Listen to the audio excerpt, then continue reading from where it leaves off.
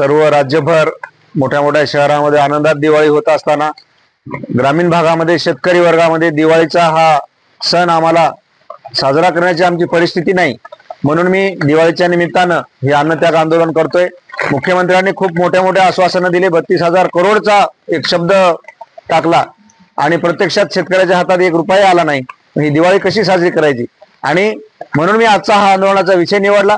आणि मागच्या निवडणुकाच्या अगोदर जे सरकारने आश्वासन दिलं होतं शेतकऱ्यांच्या कर्जासंदर्भात, तोही माझा विषय आहे।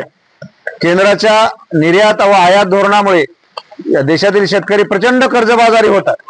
जेव्हा आमचं पीक शेतामध्ये येतं तेव्हाच नेमकं बाहेर देशातून केंद्र सरकार त्या पिकाची मोठ्या प्रमाणात आयात करतं।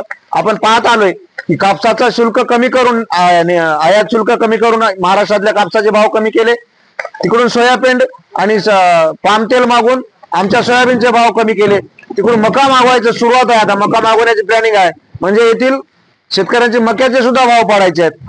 अनेक पिकांची अशी वेगवेगळ्या पद्धतीने आयात करून आपल्या राज्यातल्या व देशातल्या शेतकऱ्यांना अडचणीत आणणाऱ्या सरकारनं आमची माफी मागावी आणि शेतकऱ्याचं कर्ज पूर्णपणे भरून बेबाकी प्रमाणपत्र द्यावं, ही माझी प्रमुख मागणी आहे।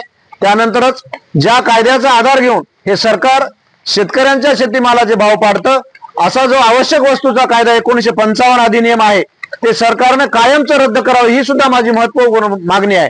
तिसरी जी मागणी आहे, जो महाराष्ट्रामध्ये नागपूर ते गोवा असा जो शक्तीपीठ महामार्ग होतोय त्याची काहीच गरज नाही, अनावश्यक असा निधी त्याला टाकलेला आहे।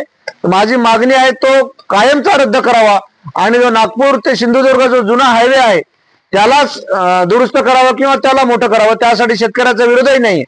आणि यासोबतच माझी अत्यंत महत्वपूर्ण एक मागणी आहे, ज्या मागणीचा विषय असा आहे की त्या कारणामुळे शेतकऱ्याच्या अनेक आत्महत्या होत आहेत।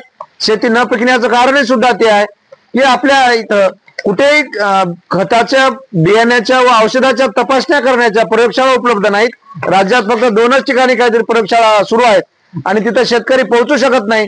त्यामुळं अनेक कंपन्या शेतकऱ्यांना फसवत आहेत, बोगस खते, बियाणे व औषधे शेतकऱ्यांच्या माती मारून मोठं आर्थिक नुकसान करत आहेत। म्हणून माझी सरकारला आपल्या माध्यमातून विनंती आहे की राज्याच्या प्रत्येक जिल्ह्यामध्ये अद्ययावत असे उच्च तंत्रज्ञान वापरलेली अद्ययावत अशी प्रयोगशाळा प्रत्येक जिल्ह्यामध्ये उभ्या करून सर्व शेतकऱ्यांना मोफत त्या ठिकाणी खताचा नमुना, बियाण्याचा व औषधाचा नमुना तपासण्याची सुविधा उपलब्ध करून द्यावी, अशा माझ्या या सर्व मागण्या आहेत। हे 3 दिवसाचं मी लाक्षणिक उपोषण या ठिकाणी करत आहे।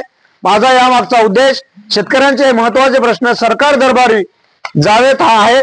आणि यानंतर जर सरकारनं दखल नाही घेतली तर भविष्यामध्ये मोठं आंदोलन राज्यभर छेडण्यासाठी मी प्रयत्न करणार आहे व रस्त्यावर उतरणार आहे।